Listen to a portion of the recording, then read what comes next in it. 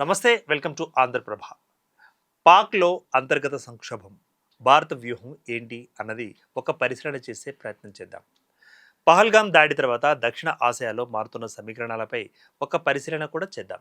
భారత్ పాకిస్తాన్ సంబంధాలు మరోసారి ఉద్రిక్త దశలోకి వెళ్ళిపోయాయి. కాశ్మీర్లో జరిగిన పహల్గాం ఉగ్రదాడి తర్వాత భారత ప్రభుత్వం ఉగ్రవాదంపై కఠిన వైఖరి అవలంబిస్తోంది. అదే సమయంలో పాకిస్తాన్లో రాజకీయ, ఆర్థిక భద్రత సమస్యలు మరింత తీవ్రంగా కనిపిస్తున్నాయి. ఈ నేపథ్యంలో సోషల్ మీడియాలో అనేక సంచలన కథనాలు వైరల్ అవుతున్నాయి.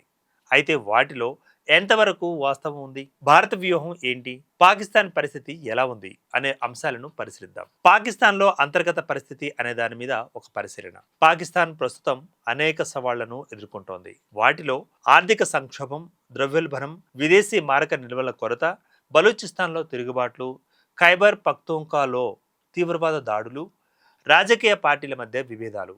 ఈ పరిణామాలు దేశంలోని స్థిరత్వంపై ప్రభావం చూపిస్తున్నాయి. అయితే పాకిస్తాన్లో అంతర్యుద్ధం మొదలైంది అనే వాదనకు బలమైన ఆధారాలు ప్రస్తుతం అయితే లేవు.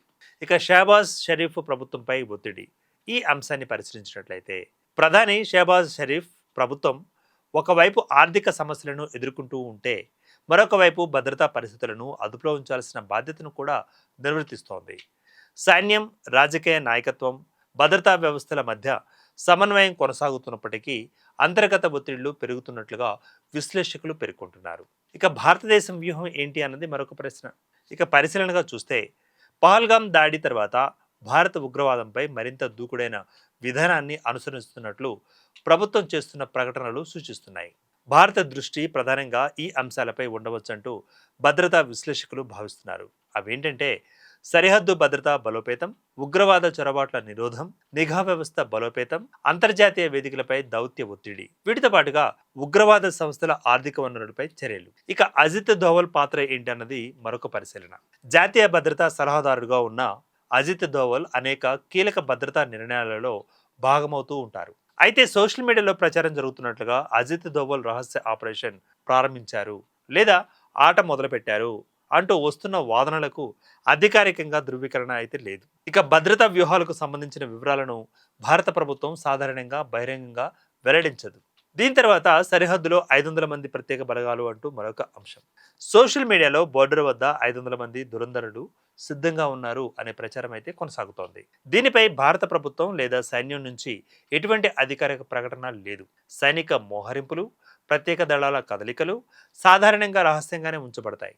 కాబట్టి ఇలాంటి వాదనలను నిర్ధారిత సమాచారంగా పరిగణించలేము. పహల్గాం దాడికి ప్రతీకారం అంటూ మరొక అంశం. భారత ఉగ్రదాడులకు కఠినంగా స్పందిస్తామని పలుమార్లు చెప్పకనే చెప్పింది, ప్రకటించింది. అయితే ప్రతిస్పందన ఎలా ఉంటుంది, ఎప్పుడు ఉంటుంది అనే విషయాలను మాత్రం ముందుగానే వెల్లడించడం సాధారణంగా జరగదు. విశ్లేషకుల అభిప్రాయం ప్రకారం భారత ప్రతిస్పందన సైనిక, దౌత్య, నిఘా, ఆర్థిక రంగాల వంటి పలు రంగాలలో ఉండే అవకాశం ఉంటుంది. కానీ దాని స్వరూపంపై అధికారిక సమాచారం వెలువడే వరకు ఊహాగానాలకు ఆస్కారం ఇవ్వకూడదు. ఇక ఆసిమ్ మునీర్పై ప్రచారం. సోషల్ మీడియాలో ఆసిమ్ మునీర్ ఖతం అనే వార్తలు అప్పుడప్పుడు వైరల్ అవుతున్నాయి. అయితే అలాంటి వార్తలను విశ్వసనీయ అధికారిక ధృవీకరణ లేనప్పుడు వాటిని నిజాలుగా ప్రచారం చేయడం తప్పుదారి పట్టించడమే. ఇలాంటి కీలక సమాచారం విషయంలో అధికారిక ప్రకటనలు లేదా విశ్వసనీయ వార్తా సంస్థల ధృవీకరణ కోసం వేచి ఉండడం అవసరం. ఇక దక్షిణ ఆసియాలో భవిష్యత్తు పరిస్థితి ఎలా ఉండబోతుంది అన్నదానికి ఒక పరిశీలన. ప్రస్తుత పరిస్థితులలో భారత్, పాకిస్తాన్ రెండు భద్రతా పరంగా అప్రమత్తంగా ఉన్నాయి.